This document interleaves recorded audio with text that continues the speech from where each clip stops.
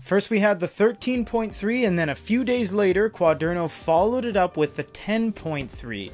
This is working off of the Linfini products we saw earlier on this year in Japan. They had two, the color version and the non-color version, and it looks like Fujitsu grabbed the 10.3 inch DPT 2.0. Opening this up for the first time, let's see if it's laid out like the 13.3. It does seem like it will. This is the Quaderno A5 Gen 2. This is the information slip they give you in all of the packages. Now, they always give you this little package thing. To be completely honest, Quaderno doesn't package their things phenomenally. It is very, very plain. It is all Fujitsu branded, but you know, for a company like Fujitsu, you would expect a little bit more of an amazing packaging experience with, you know, higher quality materials, but they are keeping costs down and they are being a little bit eco-friendly of using just recycled cardboard, so that's nice. You have the Quaderno guide. You can go ahead and look at this if you want to see what your device is all about. It is all in Japanese, but you can use things like AR or Google Lens and you can translate that pretty easily. It's just precautionary stuff and, you know, where the power button is. You have your 3 nib replacements with a nib puller tool, and you have the stylus right here. We're going to open it up and show you guys what the stylus is looking like on the 10.3.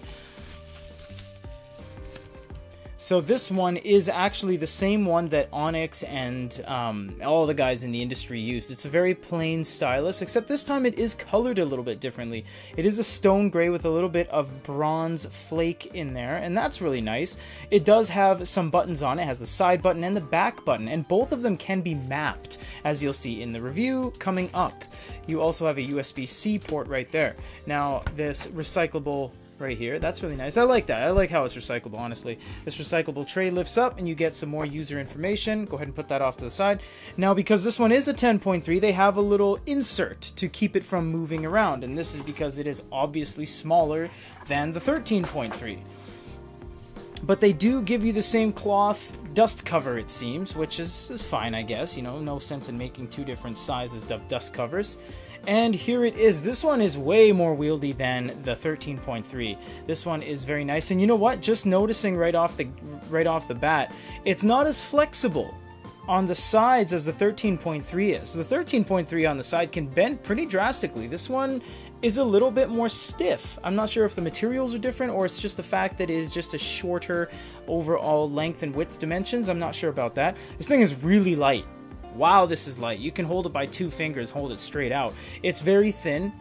It is an all-new stack. It is much thinner. It has a USB-C on it this time. And if you haven't noticed already, this is using the new EMR layer, which essentially you can use any pen on the market. The Mitsubishi, the Stadler, the Lamy, they even have a joint collaboration with Lamy themselves. So this is an unboxing of the A5 Quaderno. Now this is the Gen 2 10.3 inch model. If you want to grab the 13.3 inch model, that is going to cost you a few more pennies. But for now, this is everything that comes in the box. Let us know what you guys think, and stay tuned for the full review coming up in a future video. For GoodyReader.com, this is Peter.